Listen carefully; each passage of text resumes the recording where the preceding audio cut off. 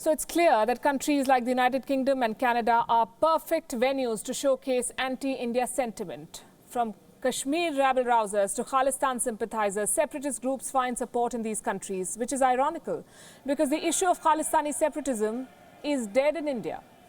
It's only being kept alive in the United Kingdom and Canada. The UK's Green Party openly supported Khalistan rallies last year.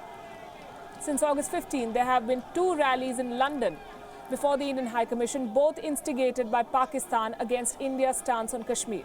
And in both cases, the protesters unleashed violence. The Labour Party has openly taken an anti-India position on the Kashmir issue. Instead of curbing this violence, British officials have played down the protests. Britain's Foreign Office, as we told you, called the protests largely peaceful. We reached out to the Mayor's office and the Foreign and Commonwealth Office, and they said that Tuesday's protests were also, quote-unquote, largely peaceful. We wonder if the authorities would recommend them for peace awards next.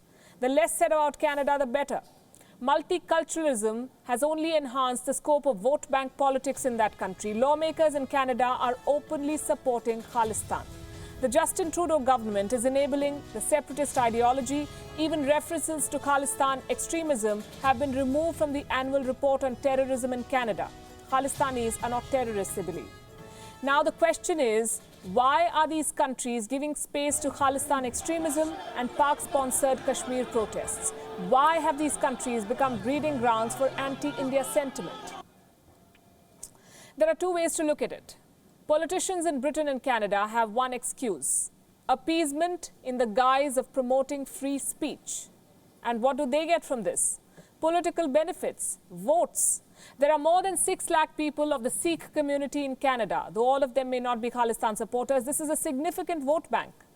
The politics of the UK is similar. The Muslim community has more than 30 lakh people in this country. Again, a major vote bank. Politicians in the UK take anti-India positions whenever there is scope to appease this section. Even during the Brexit debate, there were a couple of lawmakers claiming Kashmir is an international issue.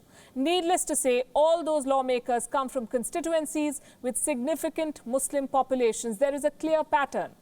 So where do you draw the line? The UK and Canada cannot continue to ignore this issue by giving undue space to anti-India voices. They're jeopardizing ties with India. Not just that, they're overlooking their own security concerns.